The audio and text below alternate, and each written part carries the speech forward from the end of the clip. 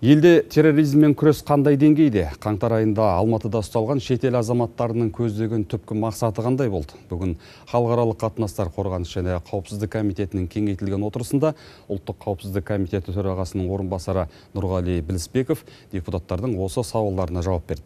Сондай-ақ сенаторлар осыған қатысты келісімді ратификациялауды талқылады. Толығырақ Рият Шони баяндайды. Ирак және Левант ұйымының лаңкестері Пәкістан аумағынан белгісіз тікұшақтармен Тәжікстан жеріне түсіріліп жатыр. Бұл ақпарат агенттіктерінде жүрген Ресей Федерациясы ішкі істер министрінің орынбасары Игорь Зубовтың ресми мәлімдемесі. Бұл ретте әрине біздің елімізге де қауіп төнуі әбден мүмкін. Осыған алаңдаушылық білдірген сенаторлар ұлттық қауіпсіздік комитеті төрағасының орынбасары Нұрғали Білісбековке сұрақты төтесінен қойды.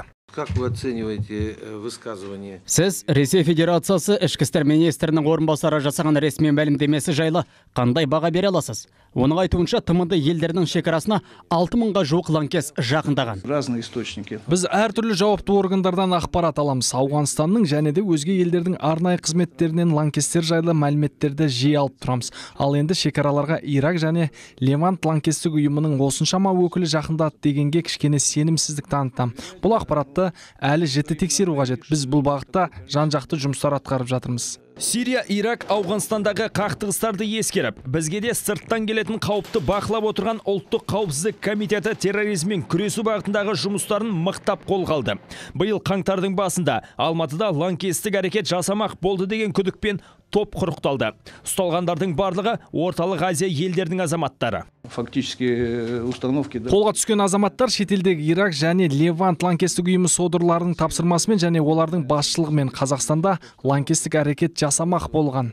Негізгі мақсаттары Қазақстандағы ахуалды тұрақсыздандырып, тәртіпсіздік жағдайын тудыру. Лаңкестермен күресу ұжымдық қауіпсіздік туралы шарт ұйымының да басты назарында. Айталық Қазақстанның бастамасымен халықаралық терроризмге қарсы күрес бойынша нақты іс-шаралар қабылданды. Бұған қоса террористік топ деп танылған заңсыз ұйымдардың тізімі толық құрылды. Енді Сенат депутаттары тмд елдерінің терроризм және экстремизмге қарсы күрес жүргізетін құзыретті органдарды материалдық техникалық жағынан қамтамасыз етудегі ынтымақтастығы туралы келісімді жылдам ратификациялау керектігін айтады. Қазіргі халықаралық жағдайдың шиеленісіп тұрғандығын ескеретін болсақ, жақында болған Сирияда ғана Жусан операциясы, ол да осындай спецтехниканың пайдалануымен, соны пайдалана алатын адамдардың қатысуымен жүзеге асырылған дүние. Оның үстіне жаңа Талғат Амангелдіұлы дұрыс айтып отыр. Тек Ресей ғана емес, қазір дүние жүзінде үлкен алаңдаушылық туғызып отыр Ауғанстан мәселесі.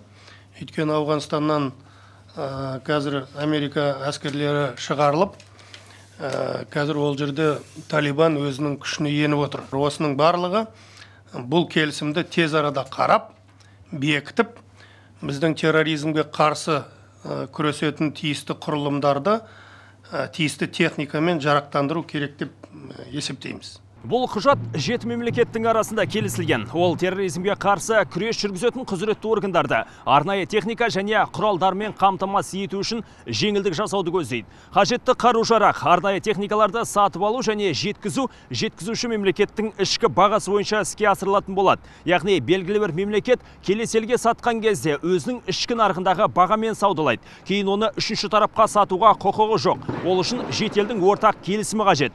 Бұл заң жобасын талқылаған халықаралық қатынастар, қорғаныс және қауіпсіздік комитетінің мүшелері оны Сенаттың жалпы отырысына жолдады. Рият Шони, Әлібек Әлиев, Аманжол Байғазин. Қорытынды жаңалықтар.